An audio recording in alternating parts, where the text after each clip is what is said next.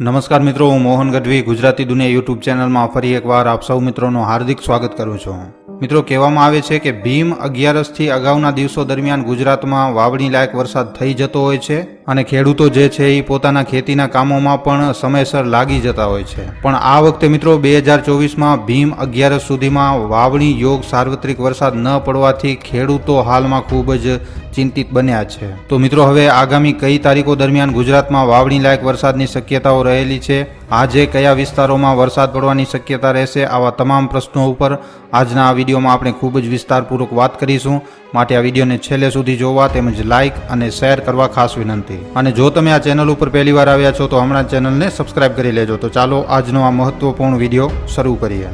તો મિત્રો, અગાઉ કહેવાતી વહેલા વરસાદની આગાહીઓ અનુસાર દક્ષિણ ગુજરાતમાં નૈઋત્યનું ચોમાસું પહોંચ્યું તો ખરું, પણ ચોમાસાના રસ્તામાં ઊંચા તાપમાનથી વાદળોના બંધારણમાં વિપેક્ષ થયો અને ચોમાસાની જે પ્રગતિ છે એ પ્રગતિમાં મિત્રો એક રીતે રૂકાવટ આવી ગઈ એમ સમજી શકીએ આપણે. વીતેલી 14 જૂનથી તાપમાનનો પારો નીચે આવવાથી હાલમાં પ્રી મોન્સૂનનો છૂટો છવાયો વરસાદ ગુજરાતના ઘણા વિસ્તારોમાં જોવા મળી રહ્યો છે. થંડરસ્ટોર્મની આ રૂપરેખા મિત્રો આગામી 25 જૂન સુધી આપણને જોવા મળી શકે છે, જ્યારે 26 જૂનથી હવામાનમાં ભેજનું પ્રમાણ વધશે, જેના લીધે મિત્રો ચોમાસું આગળ વધીને 28 જૂનના દિવસે સમગ્ર ગુજરાતમાં સારા વરસાદ પડવાના સંજોગો ઊભા થઈ રહ્યા છે. જો ટૂંકમાં વાત કરવામાં આવે તો મિત્રો આગામી 28 જૂનથી રેગ્યુલર રીતે નૈઋત્યનું ચોમાસું આપણને આગળ વધતું જોવા મળશે. કહેવાનો મતલબ એમ છે કે જૂનના છેલ્લા સપ્તાહ દરમિયાન સમગ્ર ગુજરાતમાં વાવણી યોગ વરસાદ પડવાની પૂરેપૂરી શક્યતાઓ દેખાઈ રહી છે. હવામાન વિભાગે જણાવ્યું કે હાલમાં ગુજરાતનું ચોમાસું નવસારી સુધી જ પહોંચ્યું છે. હાલ ચોમાસું આગળ વધવા માટે સિસ્ટમ નબળી પડી ગઈ છે.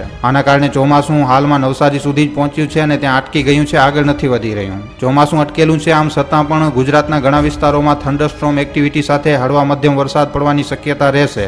કોઈ વિસ્તારોમાં વાવણી લાયક વરસાદ પણ પડી જશે. આગામી 7 દિવસ સુધી જુદા જુદા જિલ્લાઓમાં વરસાદની આગાહી છે. કોઈ જગ્યાઓમાં હળવા ઝાપટા પડશે, ક્યાંક કોઈ એવા વિસ્તારો હશે કે જ્યાં વાવણી લાયક વરસાદ પણ પડી શકે છે. આજના વરસાદની વાત કરવામાં આવે તો આજે મિત્રો પંચમહાલ, દાહોદ, વડોદરા, છોટાઉદેપુર, નર્મદા, ભરૂચ, સુરત, ડાંગ, નવસારી, વલસાડ, તાપી, દમણ, દાદરા નગર હવેલી, જૂનાગઢ, અમરેલી, ભાવનગર અને ગીર સોમનાથ સહિતના વિસ્તારોમાં સારા વરસાદ પડવાની શક્યતાઓ રહેલી છે. હાલમાં અરબી સમુદ્રમાં સૌરાષ્ટ્ર લાગુ દક્ષિણ ગુજરાતના વિસ્તારો ઉપર એક ઓફશોર ટ્રફ સિસ્ટમ હોવાથી વરસાદી સિસ્ટમ વધશે.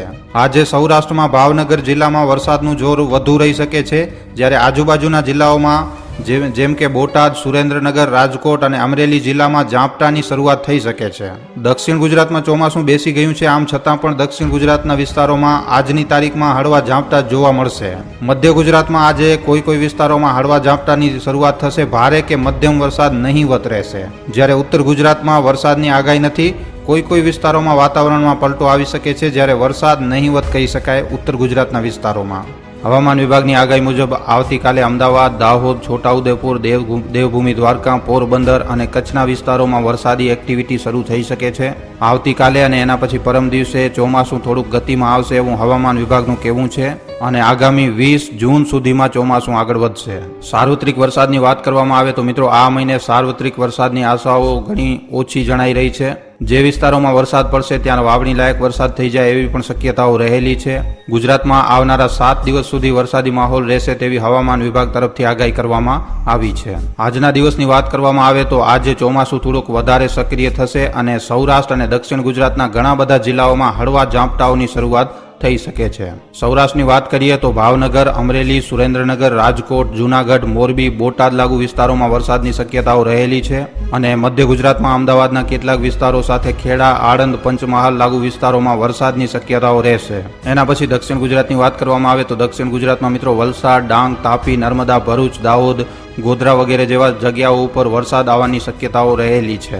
ગુજરાતમાં સાર્વત્રિક વાવણી લાયક વરસાદ માટે ખેડૂતોએ હજી પણ રાહ જોવી પડી શકે છે, કેમ કે હાલમાં એવી કોઈ સિસ્ટમ સક્રિય નથી જેના કારણે એક સાથે સંપૂર્ણ ગુજરાતમાં વાવણી લાયક જોરદાર વરસાદ થઈ શકે. પણ મિત્રો ચોમાસાનો માહોલ અને વાતાવરણનો ભેજ વધારે હોવાથી ઝાપટા અને અમુક વિસ્તારોમાં વાવણી લાયક સારો વરસાદ પડવાની સંભાવનાઓ પણ રહેલી છે. હવામાન વિભાગ દ્વારા પણ આગામી 7 દિવસ સુધી સામાન્ય વરસાદની આગાહી ગુજરાતમાં કરવામાં આવી છે. હવામાન વિભાગનું એમ કહેવું છે કે 20 જૂન સુધીમાં ચોમાસું વધારે આગળ વધશે અને ગુજરાતના બીજા ભાગોમાં પણ વરસાદ પડશે. જો કે હવામાન વિભાગની ઓફિશિયલ વેબસાઇટ અનુસાર દક્ષિણ ગુજરાતમાં ચોમાસું પહોંચી ગયું છે, પરંતુ ત્યાંથી આગળ નથી વધ્યું, ત્યાં થંભી ગયું છે. હવે ફરીથી બંગાળની ખાડી અને અરબી સમુદ્ર સક્રિય થતા અને વાતાવરણમાં પલટો આવતા ચોમાસું ધીમી ગતિએ આગળ વધવાની શક્યતાઓ રહેલી છે. તો મિત્રો, હવે અરબી સમુદ્રમાં લો પ્રેશર સિસ્ટમ બનતા બંગાળના ઉપસાગરમાં લોકેશન બનતા હવે ધીમે ધીમે દક્ષિણ પશ્ચિમ ચોમાસું સક્રિય થશે.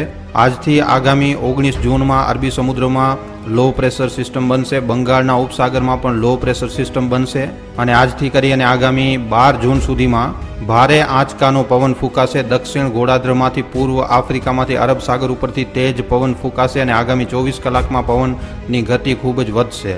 આની સાથે 20 જૂનમાં અરબ સમુદ્રમાં વેલમાર્ક લો પ્રેશર બાદ ડીપ ડિપ્રેશન બનશે. બંગાળના ઉપસાગરમાં પણ ડીપ ડિપ્રેશન સિસ્ટમ બનશે, જેનો ભેજ મધ્યપ્રદેશ સુધી પહોંચશે અને અરબ સાગરનો ભેજ પણ પહોંચશે. દેશના પશ્ચિમ કિનારા ઉપર ભારે વરસાદી સિસ્ટમ બનશે. મુંબઈ, મહારાષ્ટ્રમાં ભારે વરસાદ થશે. આગામી 28 જૂન સુધીમાં ગુજરાતના મોટા ભાગના વિસ્તારોમાં સારા વરસાદ થવાની શક્યતાઓ રહેલી છે અને કોઈ ભાગોમાં તો મિત્રો અતિ ભારે વરસાદ થવાની પણ શક્યતાઓ રહેશે.